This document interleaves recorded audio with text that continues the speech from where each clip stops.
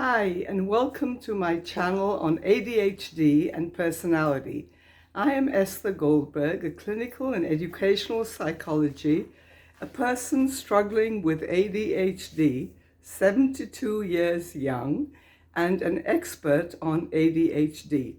I have written 2 books on ADHD, which have been very well reviewed, very impressively reviewed by leading professionals in the field, and I share information from them. My Mind Races and Talking ADHD.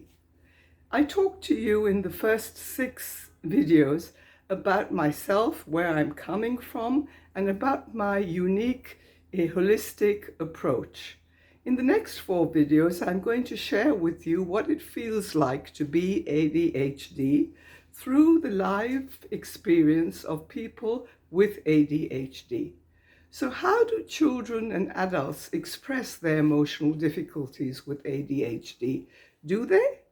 Well, again, it takes all types. Some do, some don't. Some feel tension and anxiety. Some feel angry, frustrated, criticized, don't feel good about themselves, but don't actually express it in words.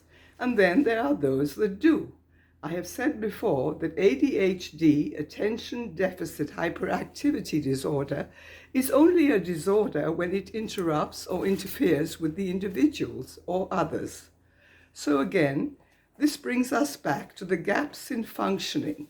When a child or adult feels the gaps in the functioning or others' reactions towards him or her, he begins to question why, whether he expresses it or not. Another point I wish to make is about intuition. Ever thought why ADHDers have wonderful intuition? Precisely because they do not stop to process matters, but they just feel them. And what is intuition if not awareness and a high level of consciousness? As a clinician, I ask my clients to jot down and write thoughts and feelings in order to promote mindfulness and insight. I want to share with you something written by a very smart, talented cookie, 9 years young.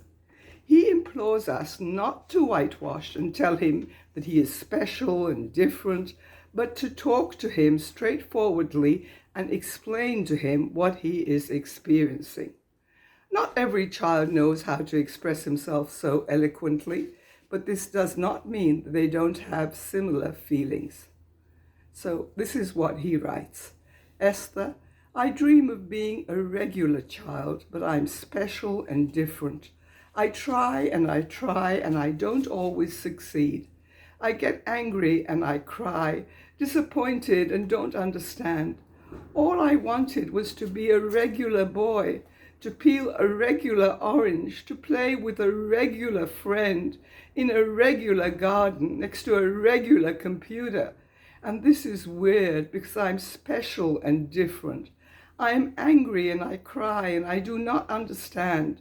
Can anyone explain to me what the heck is so different about me? And now I want to read to you a poem originally written by Karen Seguri Cohen in Hebrew and published in our book, My Mind Races. Barbara Satnick translated this book in its entirety into English, and I thank both of them again and again for their brilliant contribution. I described what the feeling of ADHD was in a workshop that I facilitated, and Karen translated this into words. So here it is, Angel and Devil. I did all my homework so nicely today. I got all the details. It was child's play. I wrote down my answers and they were first rate. I was proud of myself, a feeling that's great. But when it's time to raise hands in school tomorrow, I won't feel the same, and I say this with sorrow. When the teacher asks questions about what we wrote, all the answers keep stuck in my throat. It happens each time. Yes, it's happened before. When the teacher asks questions, in me starts a war. An angel says, raise up your hand, go ahead. You know what to answer, don't sit back instead. Then the devil hisses at me from the side, if you give the wrong answer, it could hurt your pride. To answer is risky, they will laugh, they may jeer. So you'd better just sit there, lay low, do you hear? By the time between the angel and devil I choose, another child answers and I get the blues. My teacher assures me it's worthwhile to try. Though I may not succeed, it's good to aim high. So when I really try hard and push past my dread, that devil pulls back and the angel is ahead.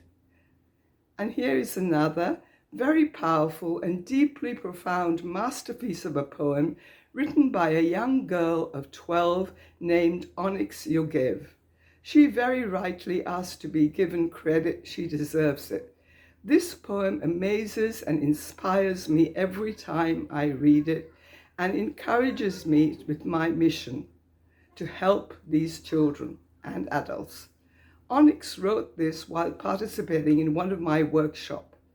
It so precisely describes how children and adults feel regarding their inner sense of competence or incompetence.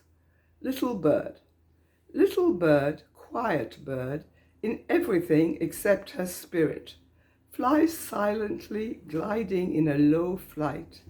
She cannot fly high, for the winds will knock her down.